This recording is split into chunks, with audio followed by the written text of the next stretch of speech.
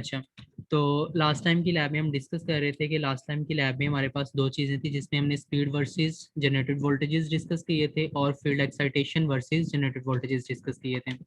उसमें हमने ये ऑब्जर्व किया था कि हमारे पास अगर हम स्पीड बढ़ा देते हैं प्राइम मूवर की तो हमारे आउटपुट जनरेशन जो है वो बढ़ जाती है। सिमिलरली हमने ऑब्जर्व किया था कि फील्ड एक्साइटेशन बढ़ा दें तो हमारे पास फिर भी आउटपुट पे जो वोल्टेजेस जनरेट होते हैं वो बढ़ जाते हैं। साथ ही साथ हमने ये भी डिस्कस किया था कि हमारे पास कोर जो फेरोमैग्नेटिक मटेरियल की बनी होती है, जिसकी वजह से हिस्टैरिसीस की वजह से हमारे पास कोर जो है वो क्या हो जाती है, सैचुरेट हो जाती है। और सैचुरेट होने की वजह से एक खास लिमिट आती है स्पेसिफाइड पॉइंट के बाद। पहले अगर वोल्टेजेस लीनियरली बढ़े हैं तो आफ्टर सम पॉइंट जो है वो वोल्टेजेस के साथ, सॉरी, जो आउटपुट वोल्टेजेस है वो फील्ड करंट के साथ अगर लीनियरली बढ़े हैं तो आफ्टर सम पॉइंट वो लीनियर नहीं बढ़ते, यानी इनमें नॉन लीनियरिटी आ जाती है और आपके पास जो स्ट्रेट लाइन पहले ग्राफ आ रहा होता है वो थोड़ी देर बाद के बाद क्या हो जाता है, कर्व होना स्टार्ट हो जाता है।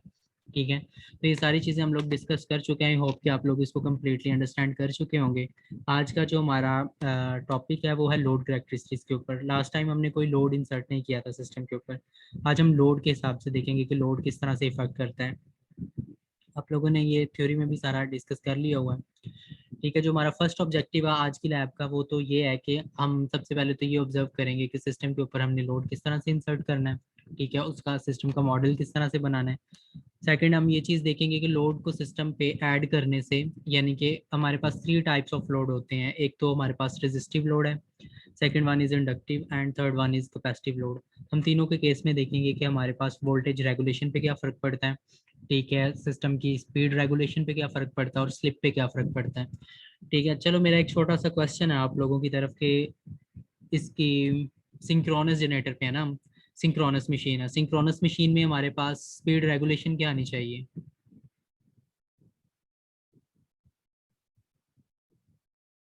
वॉलंटेरिली कोई भी आंसर करे, अदरवाइज फिर मैं नाम लेके पूछूंगा आप लोगों के। और ये पार्टिसिपेट जितना भी आप करते हैं रिपीट करें। मेरा क्वेश्चन है बच्चे कि स्पीड रेगुलेशन क्या होनी चाहिए सिंक्रोनस मशीन में। स्पीड रेगुलेशन का तो पता है ना क्या चीज़ होती है, थ्योरी में आप लोग डिस्कस कर चुके हैं। No load speed minus full load speed over full load speed multiplied by 100%। या इसको अगर अदर टर्म्स में मैं एक्सप्लेन करूं तो synchronous speed minus actual rotor speed over synchronous speed multiplied by 100%। Sir 0 होनी चाहिए। सर इसकी कम होनी चाहिए, मैक्सिमम 7 तक। Anyone else? सर 0%। सर 0%। क्यों जीरो होनी चाहिए, रीजन बताएंगे? क्योंकि करते हैं ना तो जो आइडियली हम अगर लेंगे तो उसको 0% इज मोर बेटर। आपकी एक्सप्लेनेशन जो है ना कुछ मुझे समझ नहीं आई, आप दोबारा रिपीट करेंगे इसको?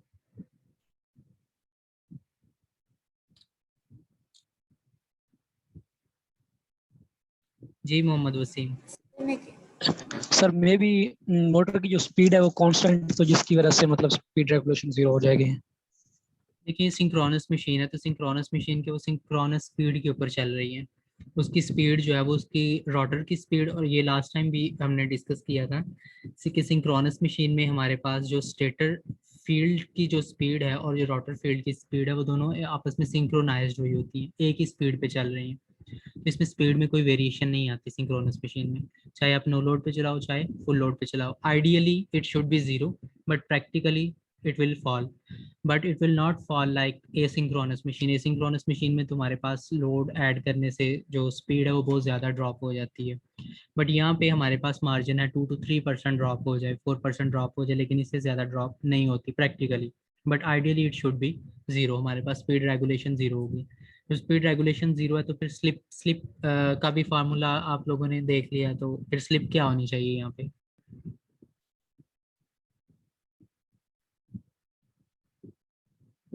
स्लिप भी तो यही फार्मूला है ना हमारे पास कि आपके पास synchronous speed minus actual rotor speed.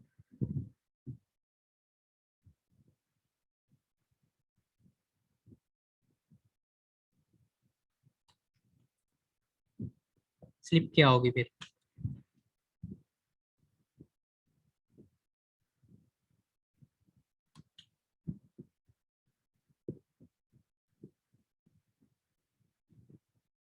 जी अब्दुल राजिक, आप बताएं।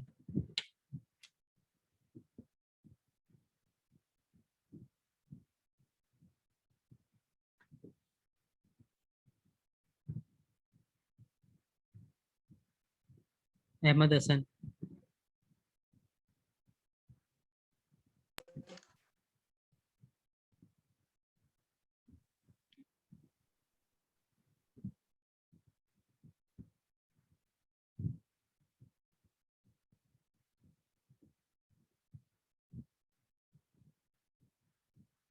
हमजा अली।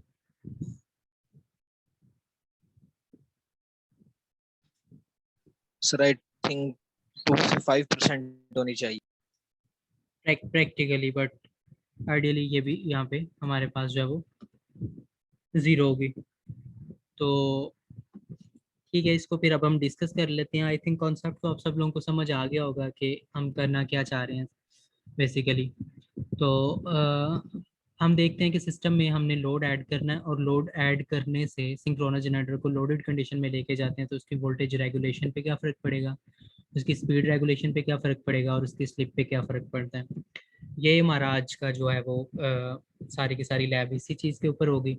अब हम कॉन्सेप्ट आप लोगों को समझ आ गए, और ये भी पता चल गया कि हम लोगों ने परफॉर्म क्या करना है। अब हम डायरेक्टली मूव करते हैं कि हम लोगों ने परफॉर्म करना कैसे है।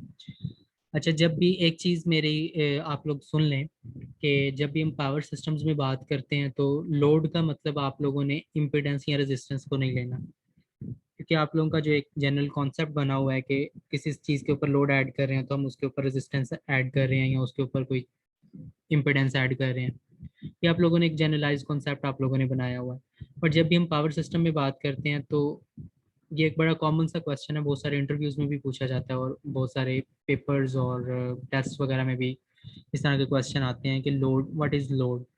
तो लोड में आप लोगों ने उसमें आल्दो के, ये अगर हम इसको ब्रॉड सेंस में कह रहा हूँ, सॉरी, थोड़ा डिटेल्स में जाके देखें तो ये चीज़ वहीं पे फॉलो करती है कि सिस्टम के साथ कितनी इम्पिडेंस या रेजिस्टेंस वगैरह अटैच है। ठीक है, बट जब भी लोड की बात आए तो आप लोगों ने इम्पिडेंस और रेजिस्टेंस का नाम एक साइड पे रखते हुए आप लोगों ने सिर्फ इस चीज़ पे आ जाना है कि सिस्टम के साथ कितना लोड किलोवाट अटैच है, मतलब कितना केवीए सिस्टम के साथ अटैच है, कितने किलोवाट अटैच है सिस्टम के साथ, या सिस्टम में से कितनी आउटपुट करंट ड्रा हो रही है, लोड करंट कितनी ड्रा हो रही है। ठीक है, लोड का मतलब ये होता है पावर सिस्टम्स में। हम इम्पिडेंस या रेजिस्टेंस के टर्म में लोड को कभी भी नहीं लेते। अगर कोई क्वेश्चन आ जाए, शॉर्ट क्वेश्चन, या किसी इंटरव्यू में कोई पूछ ले, तो वहाँ पे भी इम्पिडेंस या रेजिस्टेंस नहीं बताता कोई भी, उसको गलत कंसिडर किया जाता है। ठीक है, लोड का मतलब ही यही है कि आपके सिस्टम के साथ कितना केवी अटैच है, कितना केवीएआर अटैच है, कितना लोड करंट ड्रा हो रही है। ठीक है, तो हम हमेशा लोड को इस टर्म में देखते हैं पावर सिस्टम में, हम लोड को इस टर्म में नहीं देखते कि सिस्टम के साथ कितनी रेजिस्टेंस या कितनी इम्पिडेंस वगैरह अटैच है। तो आज के इस एक्सपेरिमेंट में आप लोगों को ये क्लियरली अंडरस्टैंड भी हो जाएगा जब हम इसको मैटलैब पे करेंगे। ठीक है, हम 3 टाइप ऑफ लोड सिस्टम में ऐड करेंगे, जिसमें सबसे पहला हमारे पास लैगिंग पावर फैक्टर लोड होगा। लैगिंग पावर फैक्टर में हमारे पास आ जाते हैं इंडक्टिव लोड। जी वसीम, आपने हैंड रेज किया, क्या क्वेश्चन आपका? सर आपने कहा है कि हम मतलब रजिस्टर, कैपेसिटर या उस तरह की चीजें नहीं बताते, हम पावर का बताते हैं ना कुछ। जी ये सर थोड़ा सा वॉइस आपकी मतलब सही नहीं आई यहाँ से, थोड़ा सा इसको दोबारा बताना सर। मैं डिस्कस कर रहा था कि जब भी हम पावर सिस्टम्स में बात करते हैं ना, पावर सिस्टम का कोई भी सब्जेक्ट हो, आलू की मशीन डायरेक्टली फॉल नहीं करती पावर सिस्टम में, but it is the basis ये ऑफ पावर सिस्टम्स। ये वेरी फर्स्ट सब्जेक्ट है जिसको पढ़ने के बाद हम पावर सिस्टम्स में जो है वो मूव कर सकते हैं। तो जब भी हम पावर सिस्टम को डिस्कस करते हैं या मशीन्स को डिस्कस करते हैं, तो अगर हम लोड की बात करें कि सिस्टम में कितना लोड है, तो हम ये चीज़ डिस्कस नहीं करते कि इसके साथ इतनी इम्पिडेंस अटैच है या इतनी रेजिस्टेंस अटैच है सिस्टम के साथ, बल्कि हम ये चीज़ डिस्कस करते हैं कि सिस्टम के साथ कितना लोड केवीए अटैच है, सिस्टम के साथ कितना लोड किलोवाट या लोड केवीए आर्स अटैच है। ठीक है, या सिस्टम में कितनी लोड करंट जो है वो फ्लो कर रही है। ठीक है, तो ये चीज़ें हम डिस्कस करते हैं, ये चीज़ें हम लोड में लेके आते हैं। जब भी कोई भी पूछे कि आपका लोड कितना सिस्टम में, तो आप ये बताओगे कि इतने केवीए का लोड है सिस्टम में, या इतने एम्पेयर्स का करंट जो है सिस्टम में फ्लो कर रहा है। ठीक है, आप लोगों ने ये नहीं बताना होता कि सर आपके लोड पास। भी तो आर एल सी से जी लोड जी लोड तो आरएलसी से मिलकर बनता है ना, उसमें भी लोड में भी तो यही चीजें होती है ना सर। मैं यही कह रहा हूँ कि अगर हम इसको थोड़ा सा डीप जाके देखें तो आल्दो की ये चीज़ें वहीं पे फॉलो करती हैं, but it's a generalized practice. आप इन चीज़ों को आप थोड़ा सा आगे सब्जेक्ट्स में जाएंगे अगर पावर सिस्टम्स के पे, तो वहाँ पे हम डिटेल में ये चीज़ें डिस्कस किया करेंगे कि जैसे अगर हम ट्रांसफार्मर को देखें ना कि ट्रांसफार्मर हमेशा केवीए में रेटिंग की जाती है, उनकी किलोवाट में रेटिंग नहीं की जाती। अब ये भी एक क्वेश्चन है कि क्यों केवीए में रेटिंग की जाती है, हम उसको किलोवाट में रेट क्यों नहीं करते, और बड़ा कॉमन क्वेश्चन है, इंटरव्यू क्वेश्चन है, बहुत ही कॉमन है। इसी तरह से ये चीज़ें भी हैं कि आप लोगों ने जब भी लोड बताना होता है तो लोड आपने इन टर्म्स ऑफ एम्पेयर्स बताना होता है या इन टर्म्स ऑफ केवीए या किलोवाट बताना होता है। Load in terms of resistance या इम्पीडेंस नहीं बताया जाता। इनके पीछे बहुत सारी लॉजिक्स हैं। ये जब आप नेक्स्ट सब्जेक्ट्स में मूव करेंगे तो वहाँ पे बड़ी डिटेल में आप लोगों को इनकी काफ़ी लंबी चौड़ी पीछे थ्योरी मिल जाएगी। ठीक है, अभी फ़िलहाल के लिए आप लोग चूँकि मशीन्स पढ़ रहे हैं और हमारा ये कंसर्न नहीं है, तो मैं आपको अभी यही एडवाइस करूँगा कि आप लोग इसको अभी एज इट इज़ जो है मेरी बात को ले लें।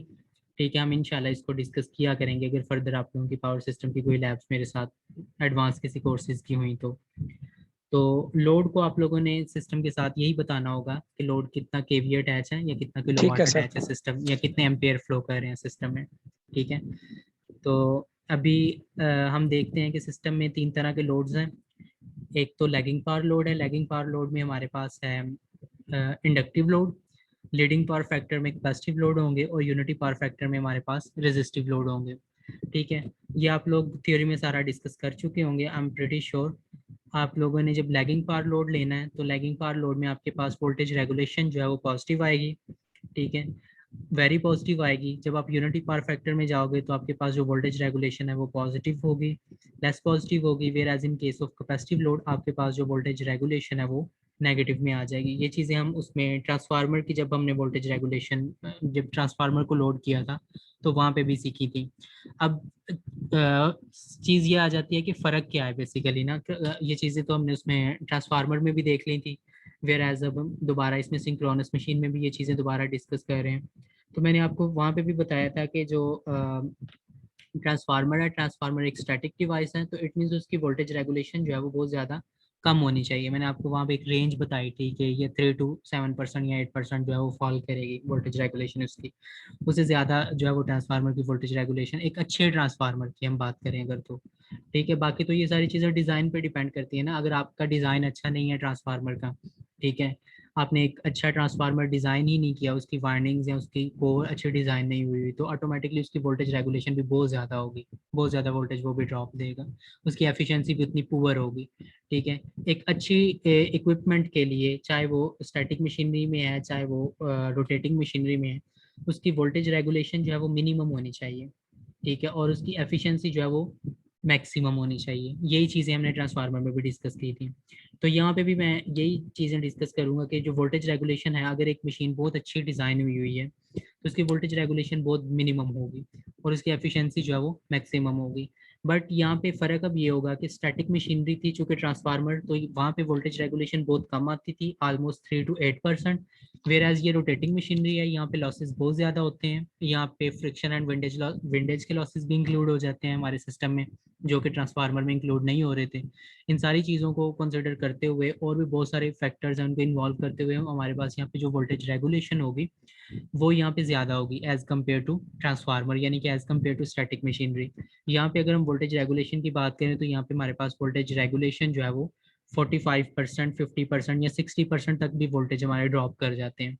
ठीक है, वेयर एज ट्रांसफार्मर में हमने एक रेंज सेट की हुई थी कि सेट मैंने तो खैर नहीं की हुई, मतलब जो हमारे पास एक जनरलाइज प्रैक्टिस है, एक अच्छे गुड ट्रांसफार्मर की वोल्टेज रेगुलेशन फॉल करनी चाहिए 3 to 7% या 3 to 8% के दरमियान।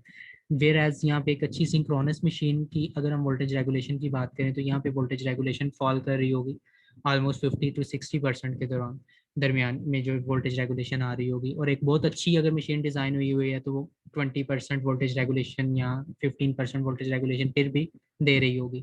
यानी कि ये फ़र्क है स्टैटिक मशीनरी और रोटेटिंग मशीनरी में। रोटेटिंग मशीनरी में हमारे पास जो है वो लॉसेज ज़्यादा होते हैं, ज़्यादा लॉसेज ऐड हो जाते हैं, उसकी वजह से हमारे पास ड्रॉप्स भी ज़्यादा आते हैं, पावर के ड्रॉप भी ज़्यादा होते हैं, सिमिलरली वोल्टेज के ड्रॉप भी ज़्यादा होंगे आउटपुट पे। ठीक है, वेयर एज स्टैटिक मशीनरी जो होती है हमारी ज़्यादा एफिशिएंट होती है, उसमें एफिशिएंसी भी ज़्यादा होती है और उसकी वोल्टेज रेगुलेशन भी कम होती है। तो ये थोड़ा सी चीज़ें हैं जो आप लोगों ने माइंड में रख के आज की लैब को जो है वो कंसिडर करना है।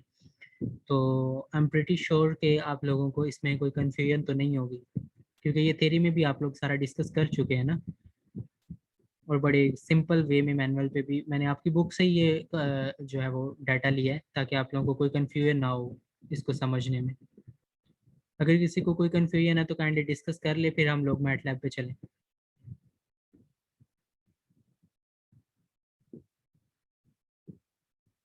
फिर काइंडली रिस्पॉन्स किया करो, मुझे पता तो चले आप लोग सुन भी रहे हो या बस। सर काइंडली चले मैटलैब पे सर, ये आ गई है समझ। ठीक है जी, हमारी सर्किट डायग्राम कुछ इस तरह से होगी कि हमने जिस तरह से, जैसे कि हमने लास्ट टाइम भी डिस्कस किया कि एक प्राइम मूवर होगा जो कि एक सिंक्रोनस मशीन को रन कर रहा होगा, ठीक है, और हमने अपनी स्पीड भी कांस्टेंट रखनी है और अपनी फील्ड एक्साइटेशन भी कांस्टेंट रखनी है। ये आज के हमारे एक्सपेरिमेंट में जो हमारी कह सकते हो कि लिमिटेशन है, यहाँ कह सकते हो कि ये हमने कंडीशन इम्पोज की हुई है कि हमने फील्ड एक्साइटेशन भी कांस्टेंट रखनी होगी फील्ड की, और स्पीड भी मशीन की जो है वो कांस्टेंट रखनी होगी, जो उसको सप्लाई दे रहे हैं वो कांस्टेंट जा रही होगी। बस हमने लोड वेरिएशन से देखना है कि लोड वेरिएशन से क्या फ़र्क पड़ेगा, ठीक है। लास्ट टाइम जब हम कर रहे थे हम फील्ड एक्साइटेशन वेरी करते थे और हम स्पीड भी वेरी करते थे, उसके कॉन्टेक्स्ट में हम आउटपुट के ऊपर क्या चेंजेस आती थी वो देखते थे। आज के एक्सपेरिमेंट में हमने अपनी स्पीड भी फिक्स रखनी होगी और अपनी फील्ड एक्साइटेशन भी फिक्स रखनी होगी। हम उनको वेरी नहीं करेंगे, जो फिक्स कर दी है बस उसको रेटेड पे फिक्स कर दो, और उसके बाद हम सिर्फ लोड वेरी करके देखेंगे कि रेजिस्टिव लोड में ये आ रहा है, इंडक्टिव लोड में ये आ रहा है और कैपेसिटिव लोड में ये आ रहा है। तो थोड़ी सी हमारी जो मैटलैब की डायग्राम है वो इस डायग्राम से काफ़ी थोड़ी सी डिफरेंट होगी, क्योंकि ये जो डायग्राम्स होती हैं बेसिकली ये बनी होती हैं according to hardware machines, hardware के अकॉर्डिंगली ये बनी होती है। मैटलैब में थोड़ा सा हमें कुछ ऐसी चीज़ें इंसर्ट करनी पड़ती हैं जो कि ना चाहते हुए भी हमें इंसर्ट जो है वो करनी पड़ जाती हैं, उसके बगैर हमारी सिमुलेशन जो है वो नहीं प्रॉपर हो पा रही होती, ठीक है। तो आप लोगों ने 3 काम इसमें करने होंगे, एक तो वोल्टेज रेगुलेशन फाइंड करनी होगी, स्पीड रेगुलेशन फाइंड करनी होगी। अच्छा, एक चीज़ मैं आपको बता दूं कि ये जो फार्मूला लिखा हुआ है ना यहाँ पे स्पीड रेगुलेशन का, ये जो आपकी बुक है चैपमैन की उसमें इसने no load minus full load over full load लिखा हुआ है नीचे, ठीक है, मैंने यहाँ पे नो लोड लिखा हुआ है। अब ये आप इसको किसी और डिफरेंट बुक से जाके देखेंगे ना, लाइक वी के मैथ या कोई और बुक, तो वहाँ पे इसमें V no load minus V full load over no load लिखा होगा। फार्मूले दोनों सही हैं, दोनों में गलत कोई नहीं है, ठीक है। जब हम बात करते हैं स्पीड रेगुलेशन तो हम कहते हैं कि speed regulation with respect to no load, ठीक है। जब हम no load with respect to no load करते हैं तो हम उसको नो लोड से डिवाइड करते हैं। जब हम स्पीड रेगुलेशन फाइंड करते हैं with respect to full load तो हम इसको फुल लोड से डिवाइड कर देते हैं। तो गलत कोई भी फार्मूला नहीं है। It's better to use your जो आपकी बुक में दिया गया, आप चैपमैन की बुक फॉलो कर रहे हैं तो मैं सुजेस्ट करूंगा कि आप वही वाला फार्मूला यूज़ कर रहे हैं, with respect to full load find कर लें, इसको फुल लोड से डिवाइड कर दें rather than नो लोड की बजाय इसको फुल लोड पे आप डिवाइड कर दें, ठीक है।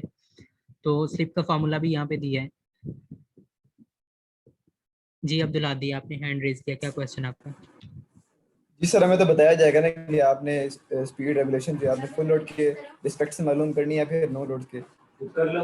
अच्छा, मैं एक चीज़ आपको बता दूं कि आई डोंट नो कि आपके पेपर्स तो मैं नहीं सेट करता हूँ वहाँ पे, तो या तो बताना चाहिए कि आपने with respect to no load या फुल लोड फाइंड करनी है। अगर नहीं बताते तो फिर आपको जो बुक फॉलो करवाई जा रही होती है ना, फिर आपने वही फार्मूला यूज़ करना होता है, क्योंकि आपको जो टीचर ने बुक पढ़ाई है ऑटोमेटिकली वो उसी के अकॉर्डिंगली चेक करेगा।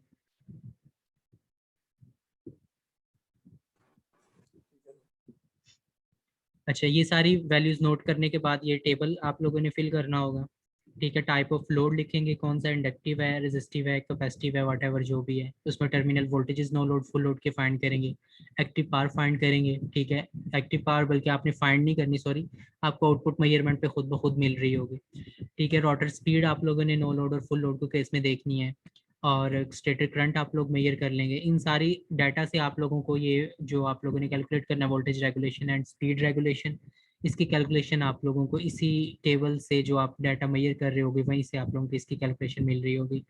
और एक बार फिर से गाइड करते चलूँ कि इस मैनुअल को फिल करके मुझे आप लोगों ने नहीं देना, ये हर बार मैं इसलिए बताता हूँ ताकि आप लोग ये काम ना किया करें। आप लोगों ने मुझे एक रिपोर्ट जमा करवानी होती है, ठीक है, उसमें आप लोगों ने खुद से अपना समरी लिखनी होगी इन योर ऑन वर्ड्स, और कंक्लूजन भी इन योर ऑन वर्ड्स लिखना होगा, ठीक है। ये टेबल बेशक एज इट इज़ वहाँ पे इंसर्ट कर दें अगर इसमें कोई गलती नहीं है, क्योंकि पिछली कुछ लैब्स में उन टेबल्स में कुछ एक्स्ट्रा वो भी होती थी, स्लॉट्स भी होती थी, तो वो बीच में से निकालनी होती थी। यहाँ पे तो आज की लैब में तो ऐसा कुछ भी ऐसा नहीं है, ठीक है। बाकी ये आप लोग जो कैलकुलेशन करोगे वो कैलकुलेशन भी मुझे, हैंड कैलकुलेशन जो आप लोग करते हो, या तो अगर आप हैंड कैलकुलेशन किसी पेज पे कर लेते हो तो उसकी पिक्चर लेके उसमें मैनुअल पे इंसर्ट कर दो कि ये मैंने कैलकुलेशन की है, वोल्टेज रेगुलेशन की है, स्पीड रेगुलेशन की। अदरवाइज आप क्या करोगे कि आप टाइप कर सकते हो सारा अच्छे तरीके से इक्वेशंस को या उन सारी कैलकुलेशंस को, तो that is also well and good, वो भी एक्सेप्टेड है, ठीक है। जो लोग नहीं कर पा रहे उनके लिए बेस्ट ऑप्शन है कि एक पेज लें, उसके ऊपर नीट तरीके से उसके ऊपर प्रॉपर हेडिंग दे के कैलकुलेशन करें, उसकी पिक्चर लेके आप लोग इंसर्ट कर दें अपने मैनुअल में, ठीक है। सर्किट डायग्राम की बात करें तो सर्किट डायग्राम ये जो ये लगी हुई है ये वाली बिल्कुल भी एक्सेप्टेड नहीं है, जो आप लोगों ने मैटलैब पे खुद परफॉर्म की होगी वो आप लोगों ने मुझे भेजनी होगी लगा के साथ, ठीक है। क्लियर है सबको? अब हम लोग मैटलैब पे चलते हैं। Yes sir. मैटलैब पे चलते हैं, आप लोग मेरे साथ साथ जो है ना आज परफॉर्म करें, ये ब्लॉक इंसर्ट करें सबसे पहले सिंक्रोनस मशीन एसआई फंडामेंटल्स का।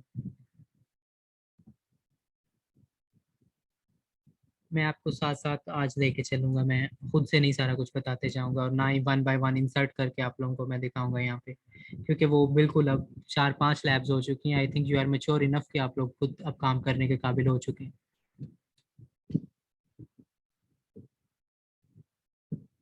सिंक्रोनस मशीन एसआई फंडामेंटल्स का ब्लॉक आप लोग इंसर्ट करें, 3 फेज वी आई मेजरमेंट का ब्लॉक इंसर्ट करें, 3 फेज ब्रेकर का ब्लॉक इंसर्ट करेंगे आप लोग, 3 फेज आरएलसी लोड का ब्लॉक इंसर्ट करेंगे, आरएमएस और ये जो वैल्यूज हैं बाकी डीमक्स की, ये तो आप लोग ऑलरेडी करते आ रहे हैं, ये भी आप लोगों को पता है। डिस्प्लेस के ब्लॉक लगाएं, कांस्टेंट के ब्लॉक यहाँ पे लगाएं, ये पूरा एक सर्किट जो आप लोग बनाए, मैं आप लोगों को थोड़ा सा टाइम दे रहा हूँ, ठीक है। आप ये सारा सर्किट बनाए और फिर उसके बाद हम इनकी क्या वैल्यूज रखनी है हम लोगों ने, और किस तरह से ये सर्किट जो है वो चल रहा है और आउटपुट किस तरह से आ रही है वो हम फिर बाद में डिस्कस करते हैं। आप लोग काइंडली ये सारे ब्लॉक इंसर्ट करके अपनी पूरी सर्किट डायग्राम कंप्लीट करें। किसी को कुछ नहीं समझ आ रही तो आप लोग मुझसे पूछें।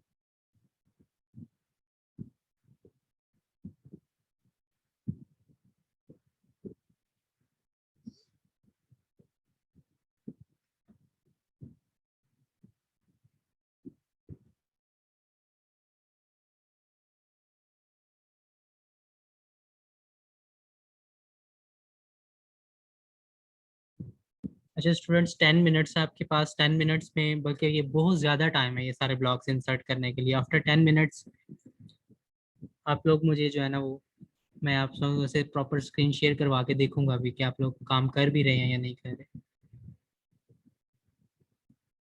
सो आप लोग ब्लॉक जो है वो काइंडली जितनी जल्दी हो सके आप इंसर्ट करके तो ये सर्किट डायग्राम को कंप्लीट करें।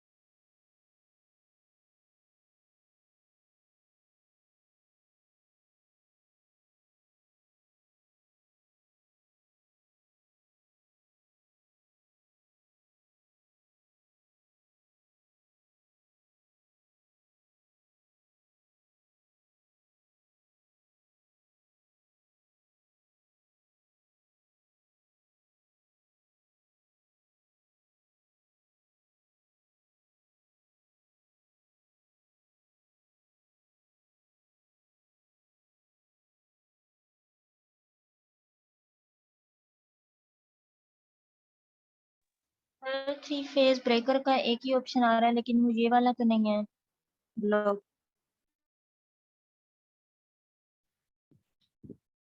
ये वाला ब्लॉक नहीं है आपके पास? Let me search. No sir. यहाँ पे हम इसको सर्च कर लेते हैं अभी जी।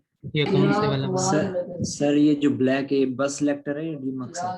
ये डीमक्स है बच्चे। ऊपर वाला ये बस सेलेक्टर है, ये जो इसके साथ लगा हुआ है सिंक्रोनस मशीन के साथ। बस सेलेक्टर के दरमियान में ना ये वाइट वाइट से स्लॉट होते हैं, इसका ये डिफरेंस होता है डीमक्स से।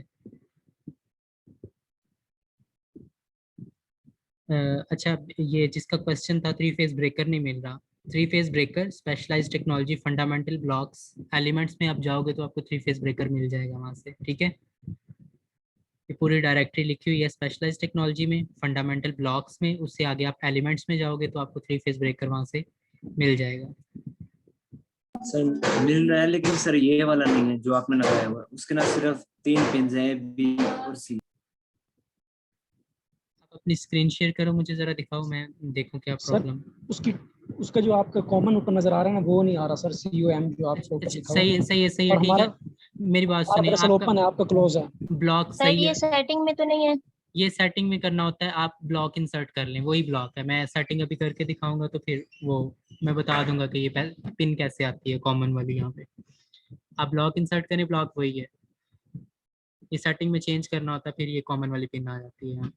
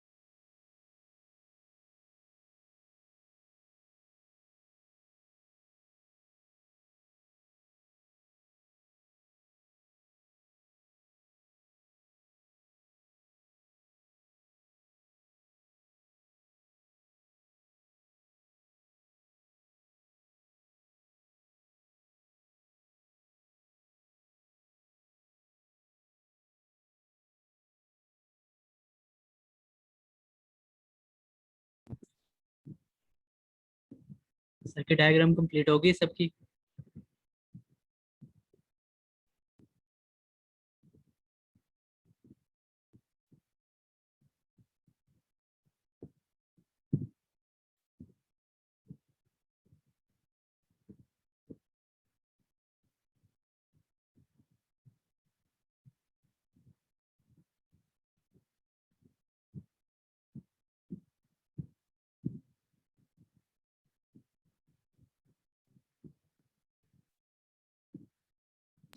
यस सर कंप्लीट हो गया। बाकी सब लोगों की भी हो गई है, हम चले नेक्स्ट। ये सर हो गया सर। अच्छा जी, ठीक है। यस सर हो गई है। सिंक्रोनस मशीन फंडामेंटल्स की हम सेटिंग देखते हैं ब्लॉक की।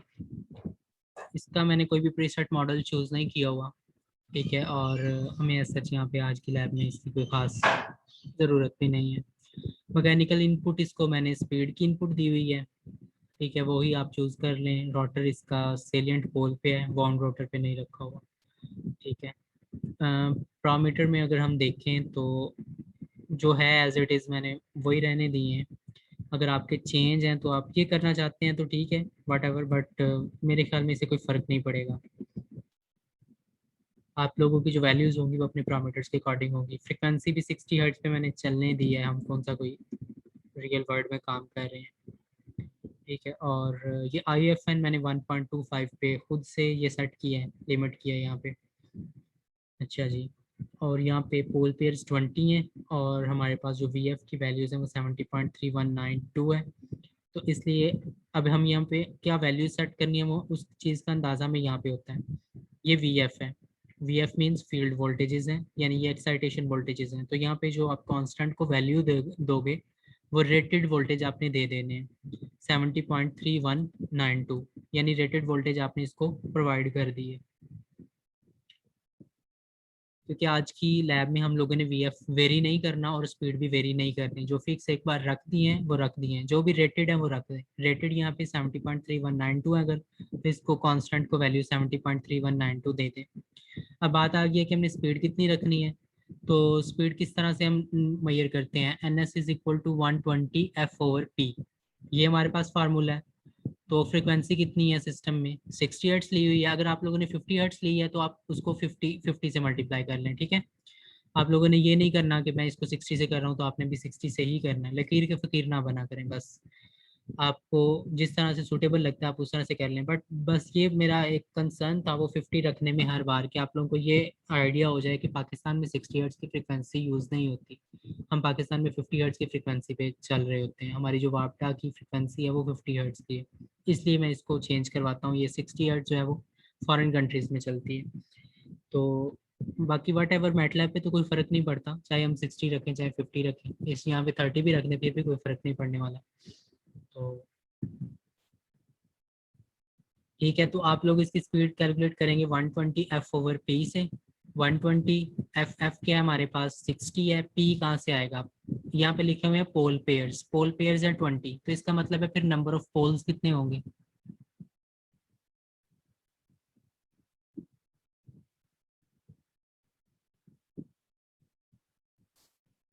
फिर चुप सब लोग, नंबर ऑफ पोल्स कितने होंगे,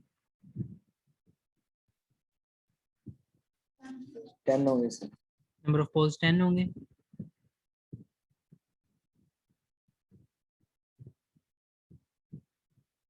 पोल पेयर्स अगर 20 हैं तो नंबर ऑफ पोल्स 10 होंगे।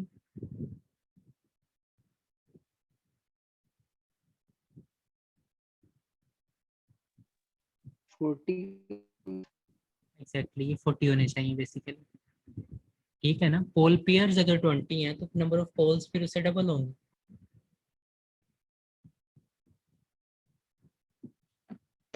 40 सर। सही,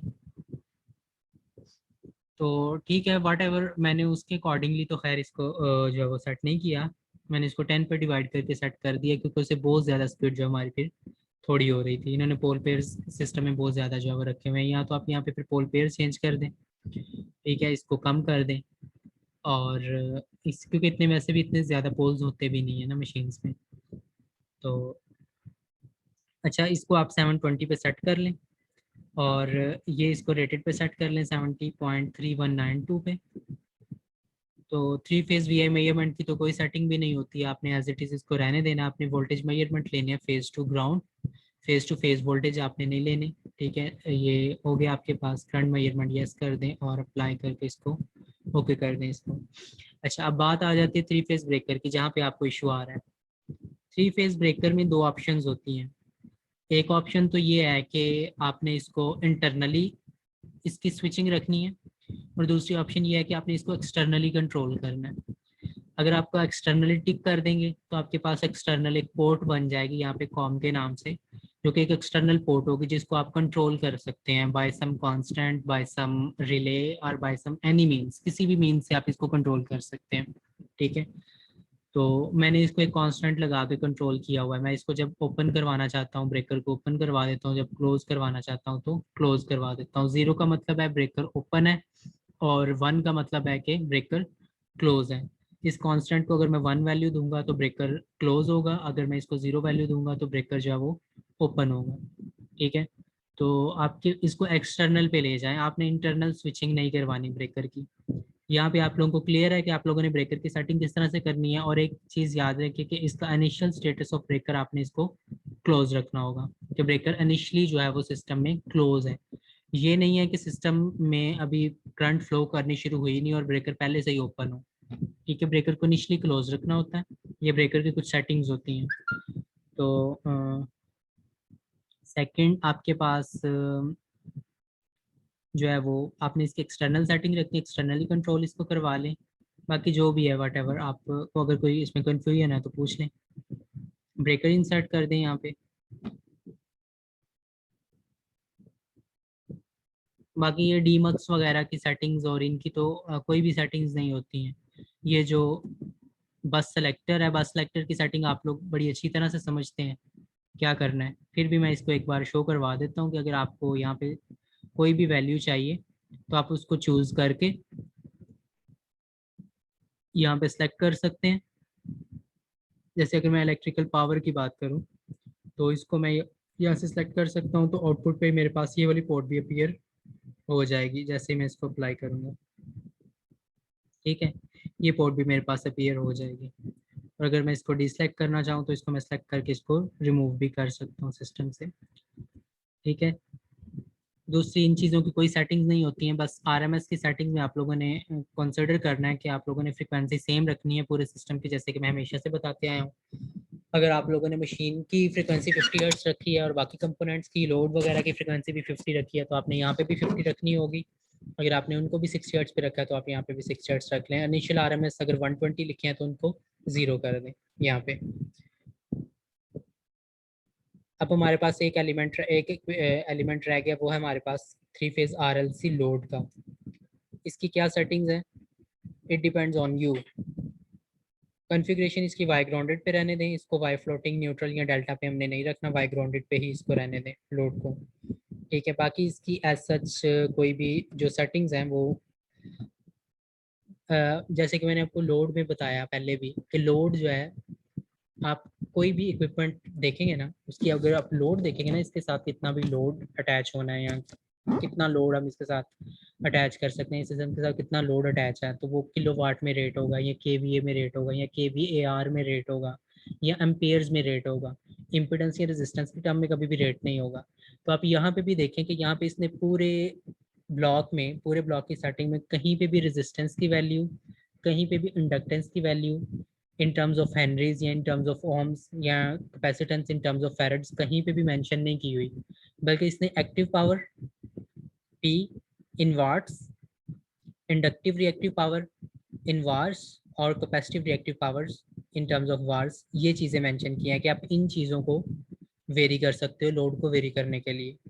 इसने रेजिस्टेंस या कैपेसिटेंस या इंडक्टेंस या इस तरह की कोई भी चीज़ यहाँ पे नहीं दी जिसको आप वेरी करके इसका लोड वेरी करो, क्योंकि ये चीज़ मैं आप लोगों से ऑलरेडी डिस्कस कर चुका हूँ कि यहाँ पे लोड का मतलब पावर सिस्टम्स में केवीए, केवीएआर, एम्पेयर्स, ये सारी चीज़ें लोड होती हैं। हम इन्हीं चीज़ों को लोड कंसिडर करते हैं, हम इम्पिडेंस और रेजिस्टेंस को नहीं लेते लोड्स में। आल्दो के डीपर सेंस में वही लोड होता है, ठीक है, बट हम ब्रॉडर सेंस में उन चीज़ों को हम लोड में कंसिडर नहीं करते। जब भी कोई पूछे लोड क्या है सिस्टम में, पावर सिस्टम में, आपने बताना है कि सिस्टम के साथ इतना केवीए अटैच है, इतना किलोवाट अटैच है, सिस्टम इतना लोडेड है, इतने केवीए का लोड है, इतने एम्पेयर्स का लोड है सिस्टम में। ये नहीं बताओगे कि इतने ओम की रेजिस्टेंस अटैच है, इतने फैराड्स का कैपेसिटर अटैच है या इतने ओम्स की रिएक्टेंस अटैच है, ये चीज़ें नहीं बताई जाती। ठीक है, जब भी पावर सिस्टम का कोई भी पर्सन आपसे ये क्वेश्चन पूछता है तो वो रेजिस्टेंस, इम्पिडेंस और इन चीज़ों में कभी भी नहीं पूछ रहा होता। ठीक है, ये क्लियर है सबको? आप लोगों ने यहाँ से लोड किस तरह से वेरी करना है। अगर आपने यहाँ पे सिर्फ और सिर्फ रेजिस्टिव लोड रखना है तो आप लोग इसकी एक्टिव पावर में वैल्यू लिखोगे, इन दोनों को 0 कर दोगे। इंडक्टिव रिएक्टिव पावर और कैपेसिटिव रिएक्टिव पावर, ये दोनों आप 0 कर दोगे। जब आप इस चीज़ को 0 कर देते हो, हम इसको 0 कर देते हैं, बल्कि इसको मैं 0 कर देता हूँ। 0 करने से मेरे पास सिर्फ एक्टिव पावर रह रही है। इट मीन्स कि ये कौन सा लोड है? एनी वन ऑफ यू, कौन मुझे बताएगा कि ये कौन सा लोड है? मैंने इंडक्टिव रिएक्टिव पावर भी 0 की हुई है, कैपेसिटिव रिएक्टिव पावर भी 0 की हुई है।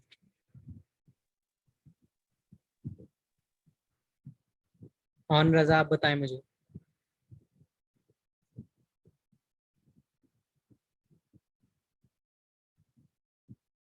अच्छा, ये जो स्टूडेंट्स मुझे रिस्पांस नहीं करते ना या लैब वो अटेंड नहीं करते, उनके क्लास पार्टिसिपेशन के मार्क्स 0 होते हैं। ये बात क्लियर है, सबके लिए क्लियर है।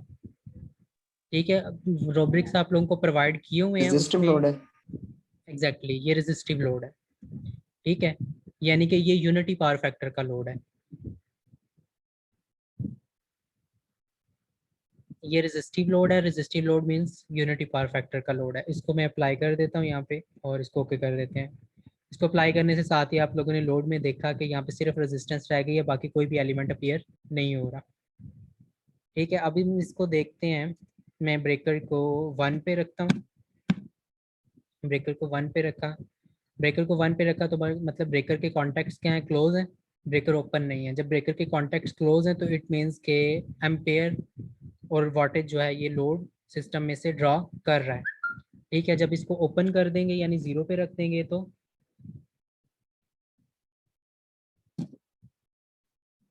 जब हम इसको ओपन कर देंगे तो सॉरी, जब हम इसको 0 कर देंगे तो ब्रेकर ओपन हो जाएगा। तो इसका मतलब है कि लोड सिस्टम से क्या हो गया, डिस्कनेक्ट हो गया। ये मशीन से कोई भी पावर या कोई भी करंट ड्रॉ नहीं कर रहा होगा उस वक्त। ठीक है, तो इस वक्त सिस्टम के साथ लोड जो है वो अटैच है। तो इसका मतलब है ये कंडीशन क्या हो गई, वी लोड वाली कंडीशन होगी। यहाँ पे जो वोल्टेजेस हमें मिलेंगे वो वी लोड वाले होंगे या वी फुल लोड वाले होंगे। वी नो लोड वाले ये वोल्टेजेस नहीं होंगे। ठीक है, हम इसको रन करके देखते हैं, ज़रा सिमुलेट करते हैं इसको और हमें वैल्यूज देख के जाओ।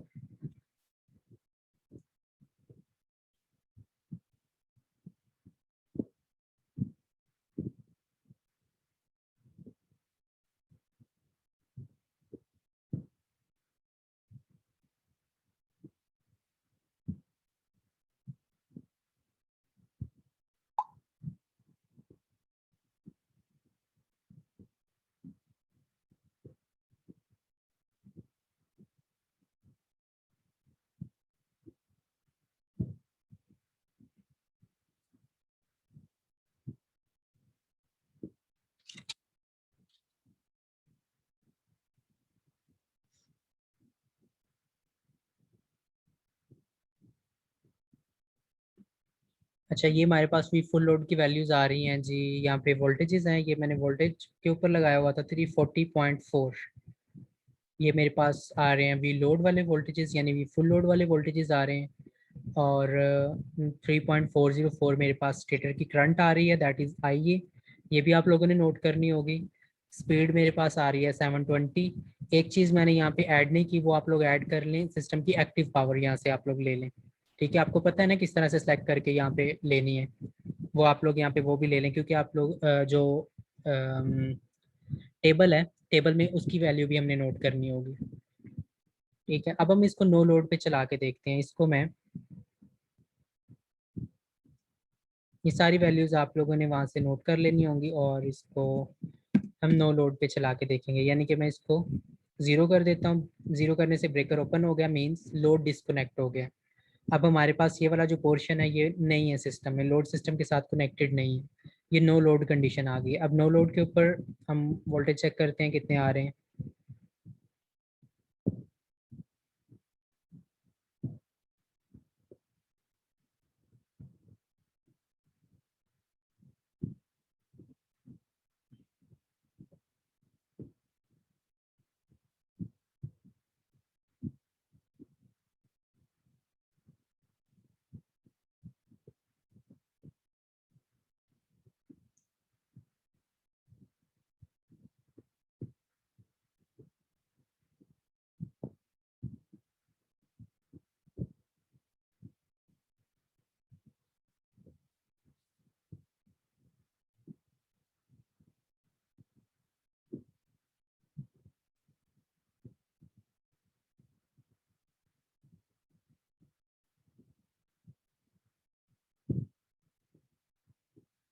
नो लोड पे मेरे जो वोल्टेजेस हैं ये 493.2 हैं, वेयर एज स्पीड मेरी 720 ही रही है।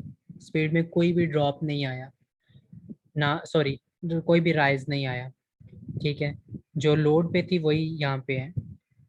आइडियली ये, क्योंकि हम इस पे मैटलैब पे हैं तो ये बिल्कुल आइडियल वे में वर्क कर रहे हैं ब्लॉक्स। तो यहाँ पे फ़र्क नहीं पड़ा, बट अगर हम प्रैक्टिकली हार्डवेयर पे काम करेंगे तो ये स्पीड लोड के केस में ड्रॉप करेगी। माइनर ड्रॉप होता है बट ड्रॉप करती है, मतलब ये बिल्कुल इस तरह से 0% इसकी स्पीड रेगुलेशन नहीं आ रही होगी। बट यहाँ पे जो भी आ रही है आप लोग उसको करें, आप लोग छोड़ दें इस चीज़ को। कमेंट में नीचे लिख दीजिएगा कि यहाँ पे ये आइडियल केस है और ये मैटलैब में इस तरह से आ रही है, वेयर एज स्पीड इसकी जो है वो ड्रॉप होनी चाहिए 2 to 3%। ठीक है, आप उसको जब समरी लिखते हैं तो उसमें कमेंट्स वगैरह में ये चीज़ मेंशन कर दीजिएगा। स्पीड हमारी वही रही है, उसमें कोई भी फ़र्क नहीं पड़ा, ना नो लोड में जितनी थी उतनी ही फुल लोड में भी है, फुल लोड में भी थी उतनी ही नो लोड में भी है। और अगर हम वोल्टेज यहाँ पे चेक करें तो हमारे वोल्टेज नो लोड में ही यहाँ पे क्या हो गए हैं, बढ़ गए हैं, 493.2 है। आप मुझे इसकी वोल्टेज रेगुलेशन, स्पीड रेगुलेशन और स्लिप जो है वो कैलकुलेट करके जो है वैल्यूज़ मुझे मेरे साथ शेयर करें काइंडली। वैल्यूज़ मेरे साथ शेयर करें, फिर मैं आपको बताता हूँ कि यहाँ पे सही है या गलत है जो भी है।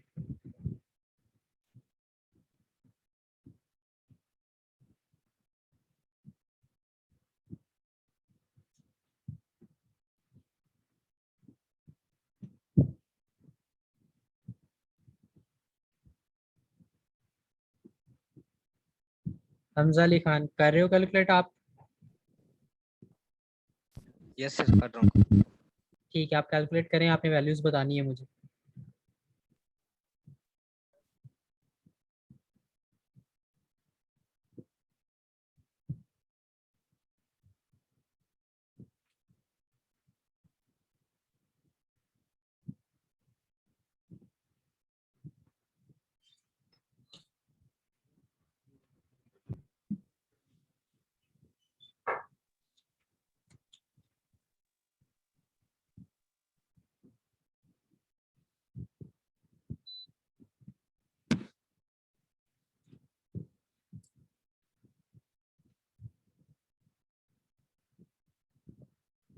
अहमद हसन, आपने बच्चे हैंड रेज किया है, आपका कोई क्वेश्चन है?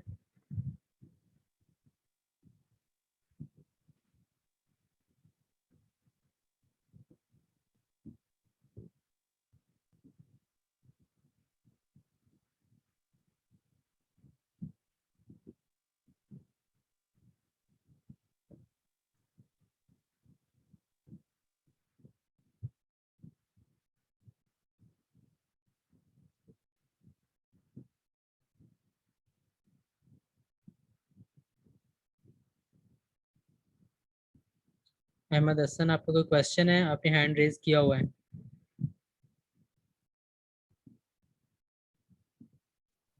सर मेरी आवाज आ रही है? जी जी आ रही है, बताएं। सर वो with respect to full load करें या नो लोड, सर दो फॉर्म थे ना सर। वैसे मेरे ख्याल में आप किसी से भी कैलकुलेट करेंगे तो स्पीड रेगुलेशन तो जीरो ही आएगी यहाँ पे। सही है सर। सर वही पूछना था सर, कर रहा सही है, तो बाकी वोल्टेज। जी जी मसला मसला आ रहा है सर, नो लोड से।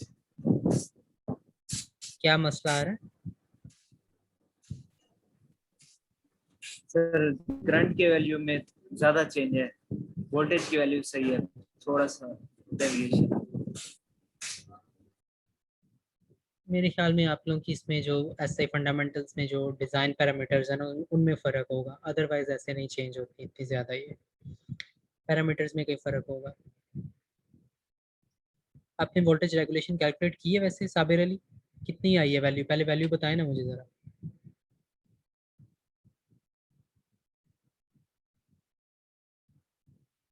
सर अभी सिमुलेट किया सर वैल्यू भी।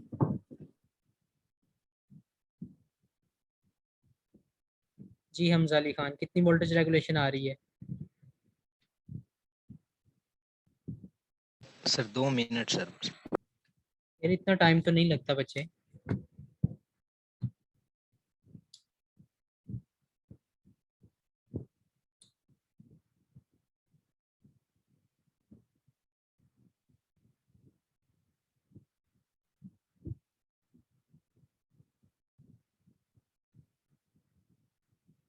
सर 0.15। क्या 0.15 किस चीज़ की वैल्यू है?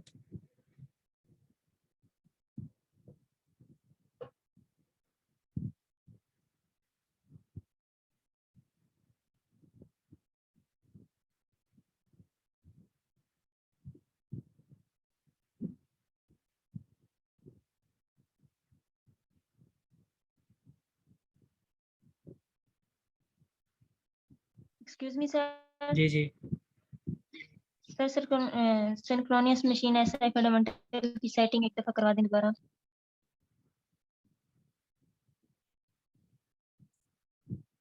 प्रीसेट मॉडल आपने कोई भी मैंने तो चूज़ नहीं किया हुआ, अगर आप करना चाहते हैं तो इट्स अप टू यू। अगर आप करते हैं तो फिर आपको रिपोर्ट में मेंशन करना होगा प्रॉपरली कि मैंने ये किया है। और मैकेनिकल इनपुट स्पीड पे है, रोटर टाइप सेलिएंट पोल पे है, पैरामीटर्स जो है इसके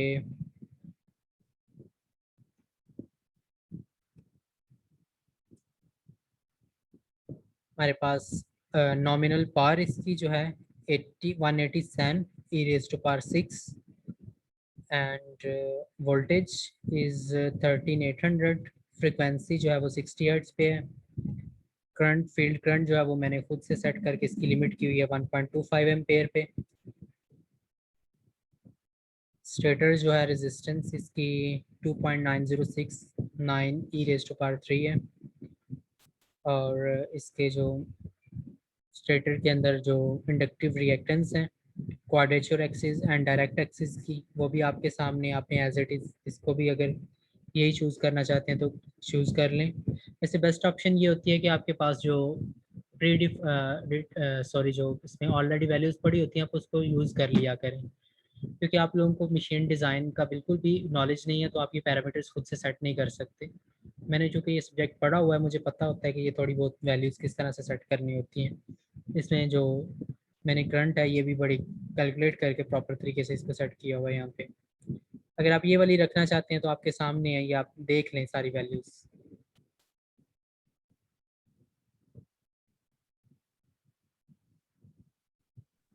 सर हम 60 मेगा 60 फ्रीक्वेंसी 60 हर्ट्ज फ्रीक्वेंसी के साथ चलेंगे इस लैब में।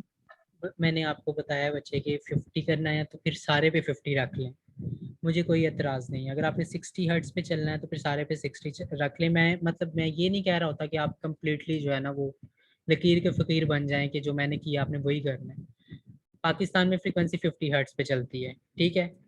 आप अगर हार्डवेयर पे काम करें तो आप उसको तो नहीं कर सकते ना, आपकी अप्लाइंसेस भी 50 हर्ट्ज पे चलने वाली होनी चाहिए और आपकी वापटा से भी 50 हर्ट्ज पे आती हुई होनी चाहिए।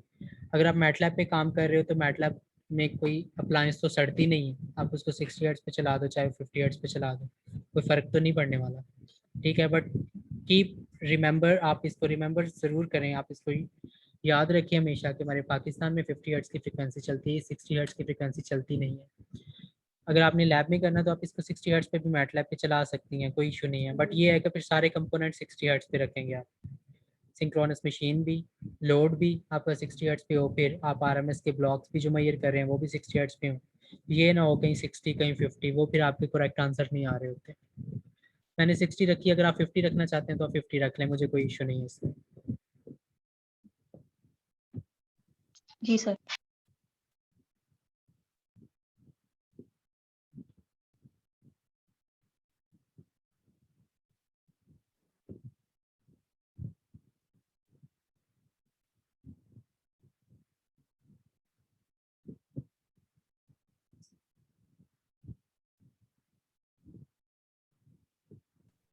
सर 0.554 आ रही है वोल्टेज रेगुलेशन। 0.554 ये Yes. परसेंटेज वोल्टेज रेगुलेशन इसको निकाल लिया या वोल्टेज रेगुलेशन निकाल लिया? Percent voltage regulation. इसको 100 से ज़रा मल्टीप्लाई करो, क्या वैल्यू आती है आपकी?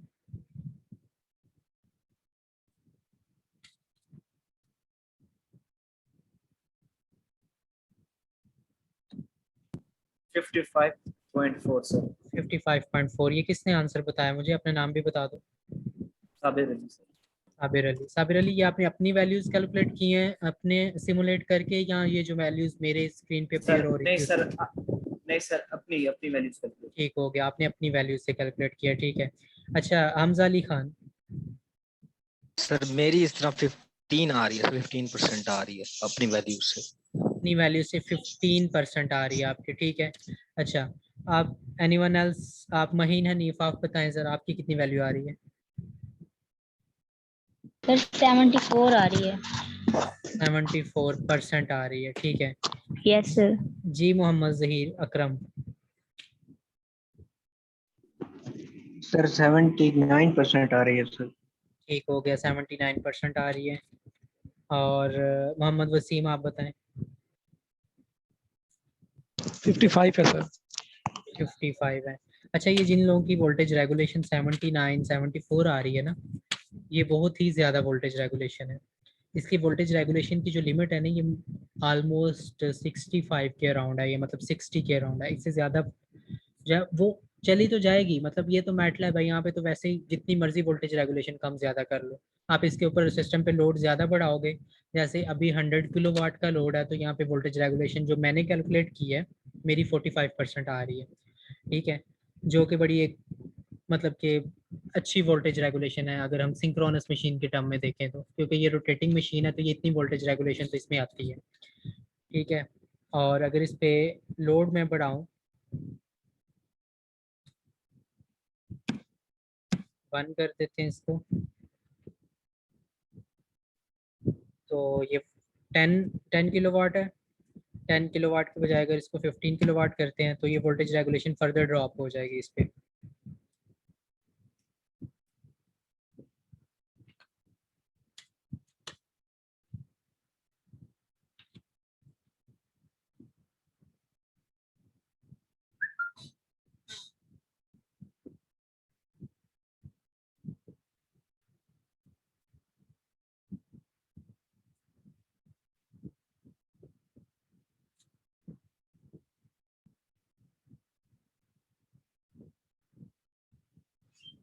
अभी मेरे पास जो वोल्टेजेस आ रहे हैं ये हैं 329 आ रहे हैं ना, इन केस ऑफ लोड। अगर नो लोड की बात करूं तो वो 493.2 जो पहले आए थे वही आएंगे, उसमें कोई फर्क नहीं आने वाला, नो लोड पे वही रहेंगे हर बार। इसकी वोल्टेज रेगुलेशन अगर कैलकुलेट की जाए तो ये 45% से भी अब ज़्यादा होगी। आप इसको कैलकुलेट करके बताएं मुझे ज़रा। नो लोड वोल्टेजेस हैं मेरे 493.2 और अब लोड वोल्टेजेस आए हैं 329.2 आ रहे हैं। ये कैलकुलेट करके बताएं आप कितनी वोल्टेज रेगुलेशन आ रही है।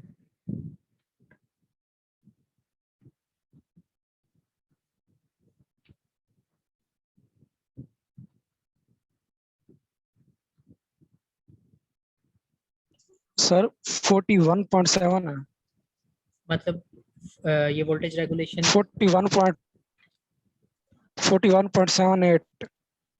लेट मी कैलकुलेट, मुझे भी कैलकुलेट कर लेने दो जरा, एक बार मैं खुद से देखूं।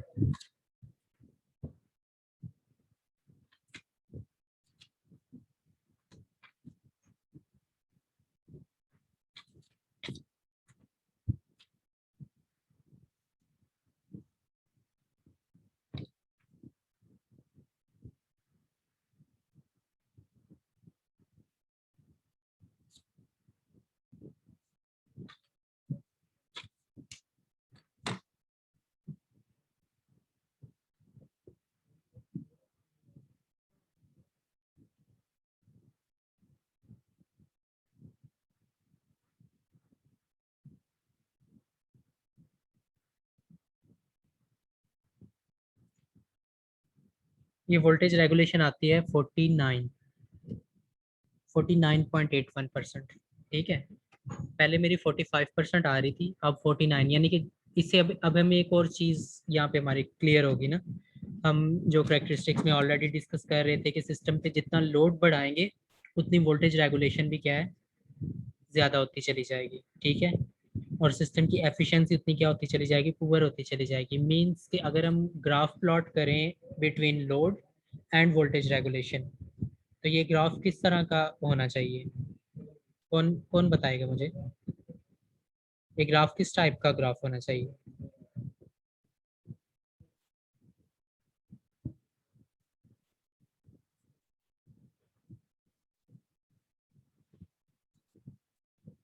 जी मोहम्मद वसीम, आपने हैंड रेज किया, आप बताना चाहोगे इसका आंसर।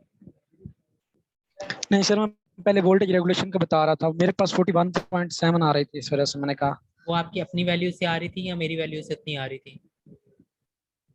आप आपकी वैल्यू से आ रही थी सर, मेरी पता नहीं, वैल्यू मैंने तो साइंटिफिक कैलकुलेटर इस्तेमाल। आपने गलत कैलकुलेट किया है ना, फिर फार्मूला उसका दोबारा जरा यूज करो, V no load minus V full load over V full load multiplied by 100। ठीक है, तो वी नो लोड के हमारे ठीक है पास सर। आते हैं 493.2। ठीक है, और उसके अकॉर्डिंगली जरा दोबारा कैलकुलेट करो, ये 49 पॉइंट समथिंग आती है। वैसे भी जब हम सिस्टम पे लोड बढ़ा देते हैं तो वोल्टेज रेगुलेशन बढ़ जाती है, ज़्यादा होती है, ठीक है। वो कम नहीं आनी थी, अगर पहले मेरी 45 आ रही थी तो वो 41 तो किसी भी सूरत नहीं आ सकती थी, उसने वैल्यू ने बढ़ना था, कम नहीं होना था।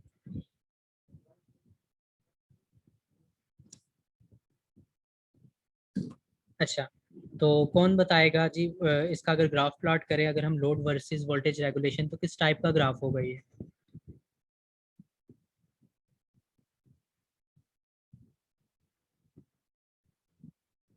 चुप कर जाते हो सारे, मैं कुछ नहीं कहूंगा किसी को, अगर गलत भी बता दोगे तो डजेंट मैटर। सर ये आपकी वैल्यू से कितनी आ रही रेगुलेशन? पहले जब मैंने 10 किलोवाट के लिए कैलकुलेट की थी तो 45% आ रही थी, जब मैंने 15 किलोवाट के लिए कैलकुलेट किया तो 49 पॉइंट समथिंग आ रही है।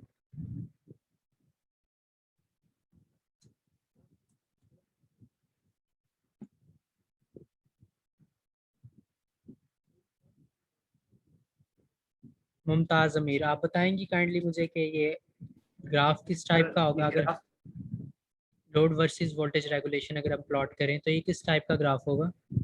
इंक्रीजिंग आएगा सर, लोड इंक्रीज होगा तो सर सॉरी लाइट नहीं है और मेरा लैपटॉप डेड हो गया है अभी अभी, तो मैं फिर मजीद कंटिन्यू नहीं कर सकी।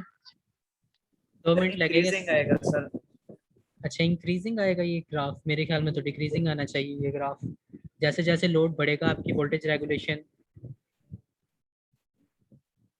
सही है, ठीक है, आप सही कह रहे हैं, इंक्रीजिंग होगा। लोड बढ़ेगा तो वोल्टेज रेगुलेशन भी बढ़ रही है, तो ये लीनियरली एक इंक्रीजिंग लाइन होगी हमारे पास। ठीक हो गया। अच्छा, यहाँ तक सबको क्लियर है कि हम लोड वोल्टेज रेगुलेशन और लोड का क्या रिलेशन आपस में? अगर हम सिस्टम पे लोड बढ़ाते हैं तो हमारी वोल्टेज रेगुलेशन भी बढ़ जाती है, और अगर वोल्टेज रेगुलेशन बढ़ जाए सिस्टम में तो हमारा सिस्टम अच्छा है या बुरा है? कौन बताएगा? अब ये मैं काफ़ी बार एक्सप्लेन कर चुका हूँ। जो इक्विपमेंट जिसकी वोल्टेज रेगुलेशन ज़्यादा है वो ज़्यादा अच्छा इक्विपमेंट होता है, या उसको हम अच्छा इक्विपमेंट नहीं कंसिडर करते?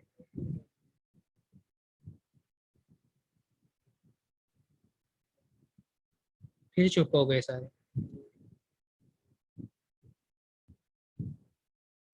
अंबर, आप बताओ kindly.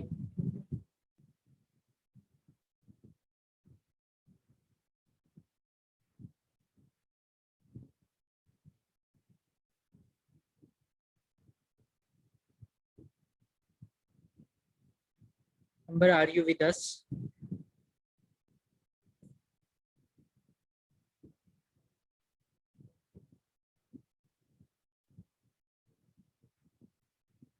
Amber is not participating. ठीक है, हमजा अली खान।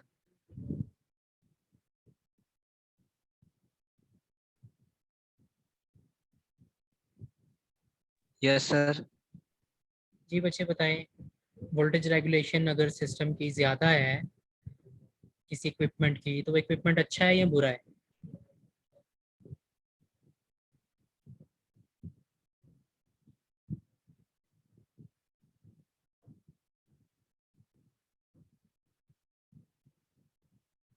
सर नहीं, अच्छा तो नहीं हुआ। अच्छा नहीं हुआ ना? तो अगर एफिशिएंसी किसी की कम हो या, तो वो इक्विपमेंट अच्छा है या बुरा है? नहीं, वो भी वो भी एफिशिएंसी अच्छा ज्यादा नहीं है। होनी चाहिए। मतलब सिस्टम को, जीरो किसी भी वाला। इक्विपमेंट को अच्छा होने के लिए दो चीज़ें ज़रूरी हैं, कि एक उसकी वोल्टेज रेगुलेशन कम से कम हो और एफिशिएंसी ज़्यादा से ज़्यादा हो, ठीक है। ये चीज़ आपने अपने माइंड में रखनी है, ये डिज़ाइन पैरामीटर्स होते हैं, ये सारी चीज़ें डिज़ाइन में सेट की जाती हैं जब भी किसी मशीन का डिज़ाइन किया जाता है। आल्दो कि ये मशीन डिज़ाइन का सब्जेक्ट तो नहीं है, but we have to keep it in mind कि हमारी मशीन जो है, कोई भी अगर है तो उसमें वोल्टेज रेगुलेशन कम से कम आनी चाहिए और एफिशिएंसी ज़्यादा से ज़्यादा आनी चाहिए। जैसे कि स्टैटिक मशीनरी है, उनकी एफिशिएंसी बहुत ज़्यादा होती है, जैसे ट्रांसफार्मर में। वेयर एज अगर हम रोटेटिंग मशीनरी की बात करें तो उनकी एफिशिएंसी काफ़ी पुअर होती है as compare to static machinery. Voltage regulation बहुत कम होती है स्टैटिक मशीनरी में, whereas in rotating machinery हमारे पास वोल्टेज रेगुलेशन, आप ऑब्जर्व कर ही लिया आप लोगों ने कि बहुत ज़्यादा रेगुलेशन आ रही है ना यहाँ पे। वेयर एज इन ट्रांसफार्मर हमारे पास वो एक लिमिट थी 3 to 8%, वहाँ पे वोल्टेज रेगुलेशन फॉल कर रही थी, ठीक है। इन दिस यहाँ पे वोल्टेज रेगुलेशन बहुत ज़्यादा है। अच्छा, ये केस तो हो गया हमारे पास रेजिस्टिव लोड का। अब हम यहाँ पे आप लोगों ने स्पीड रेगुलेशन भी कैलकुलेट करनी होगी, स्लिप भी कैलकुलेट करनी होगी और वोल्टेज रेगुलेशन भी कैलकुलेट करनी होगी, at least for 3 values of load की कम से कम 3 वैल्यूज के लिए। ठीक हो गया, तो ये हो गया हमारे पास। और अब हम चलते हैं नेक्स्ट कि हमने इंडक्टिव लोड लगाना है सिस्टम में, यानी कि हमने लैगिंग पावर फैक्टर लोड लगाना है। वो आप खुद ही काइंडली कर लीजिएगा, वो मैं नहीं आपके साथ डिस्कस करूंगा। हम डायरेक्टली कैपेसिटिव लोड पे करते हैं। इंडक्टिव लोड में भी आपके पास जो वोल्टेज रेगुलेशन है वो पॉजिटिव ही रहेगी, ठीक है। वैल्यूज थोड़ी बहुत चेंज हो जाएंगी एंड माइट बी पॉसिबल कि वो बहुत ज़्यादा चेंज ना भी हो रेजिस्टिव लोड से, या बिल्कुल उतनी ही आ रही हो, ठीक है, क्योंकि हमने साथ उसके साथ जो है रेजिस्टेंस भी तो ऐड की होती है। कैपेसिटिव लोड पे चलते हैं, तो यहाँ पे मैं 100 वाट्स का जो है वो कैपेसिटिव लोड ऐड कर देता हूँ। तो मेरे पास अब ये लीडिंग पावर फैक्टर लोड बन गया है। अब आपने एक चीज़ याद रखनी है कि कोई भी लोड जो है वो प्योरली कैपेसिटिव या प्योरली इंडक्टिव नहीं होता ना, तो उसके साथ हमेशा रेजिस्टिव फैक्टर लाजमी होता है। अगर वो ना हो तो हमारे पास, हम इसको अगर हम जीरो करेंगे तो ये एरर दे देगा। आप लोग करके देख लें, एक्टिव पावर जब आप जीरो करेंगे तो ये एरर दे देगा, ये सिस्टम रन नहीं करेगा, ये आपको बता देगा कि एक्टिव पावर यहाँ पे जीरो है, मतलब system should have value of high resistance in series with that capacitive load. उसकी वजह ये होती है कि आपके पास कैपेसिटर को चार्ज और डिस्चार्ज होने के लिए पाथ चाहिए होता है, जो कि रेजिस्टेंस उसको प्रोवाइड कर रही होती है। इसी तरह से इंडक्टर में भी जो करंट की आप चेंजेस हैं, क्योंकि वो करंट के चेंज को अपोज करता है, तो उसके लिए भी आपको साथ रेजिस्टेंस जो है वो ऐड करनी ज़रूरी होती है। कोई भी लोड जब हम ऐड कर रहे होते हैं तो वो प्योरली कैपेसिटिव या इंडक्टिव प्रॉपर्ली नहीं हो सकता। और जो हमारे घरों में भी लोड्स होते हैं, अगर हम ट्यूबलाइट की बात करें या फैन लोड की बात करें या किसी और भी लोड की बात करें, तो वो भी प्योरली कैपेसिटिव या प्योरली इंडक्टिव कभी भी नहीं होते, वो मिक्स लोड होते हैं। मिक्स लोड मींस दैट कि वहाँ पे रेजिस्टिव या इंडक्टिव का कम्बिनेशन होता है, यहाँ पे रेजिस्टिव या कैपेसिटिव का कम्बिनेशन होता है उन लोड्स में, ठीक है। मोस्टली हमारे जितने भी लोड्स हाउस होल्ड्स के होते हैं या फिर हमारे इंडस्ट्रियल अप्लायंसेस होती हैं, वो सारे इंडक्टिव नेचर के होते हैं। इंडक्टिव नेचर के भी इस सेंस में हम उनको इसलिए बोल रहे होते हैं कि उनमें उनके साथ भी रेजिस्टिव जो है वो लोड साथ ऐड होता है, मतलब मिक्स लोड होते हैं, बट होते हैं इंडक्टिव नेचर के। Inductive nature in the sense कि उनमें कैपेसिटिव का फैक्टर नहीं होता, ठीक है। यहाँ पे भी जब हम लोड ऐड करेंगे तो हमने कैपेसिटर उसमें ट्रांसफार्मर के केस में भी हम लोगों ने ऑब्जर्व किया था कि हम कैपेसिटिव लोड जब ऐड करते थे तो साथ सीरीज में एक रेजिस्टर भी होती थी। इंडक्टिव लोड के केस में भी साथ सीरीज में एक रेजिस्टर होती थी, बट रेजिस्टिव लोड अकेला ऐड हो सकता है सिस्टम में, कैपेसिटिव और इंडक्टिव अकेले ऐड नहीं होते सिस्टम में। यहाँ पे आपको साथ में एक रेजिस्टिव लोड भी मेंटेन रखना होता है, ठीक है। अब यहाँ पे मैंने कैपेसिटर की वैल्यू लिख दी, तो ये मेरे पास लोड जो है वो कैपेसिटिव हो गया, बट साथ मैंने जो है वो एक्टिव पावर भी मेंटेन करके रखी हुई है, मतलब रेजिस्टेंस भी साथ लगी हुई है। इसको अप्लाई कर देते हैं सिस्टम पे, तो ये मेरे पास कैपेसिटिव लोड की वजह से यानी लीडिंग पावर फैक्टर लोड की वजह से मैं यहाँ पे देखता हूँ कि क्या वैल्यूज आती हैं। ब्रेकर की कॉमन पे 1 दिया हुआ है, इट मींस दैट के breaker is in closed condition, breaker के कॉन्टैक्ट्स क्लोज हैं यहाँ पे, तो लोड यहाँ से हमारे पास सिस्टम से पावर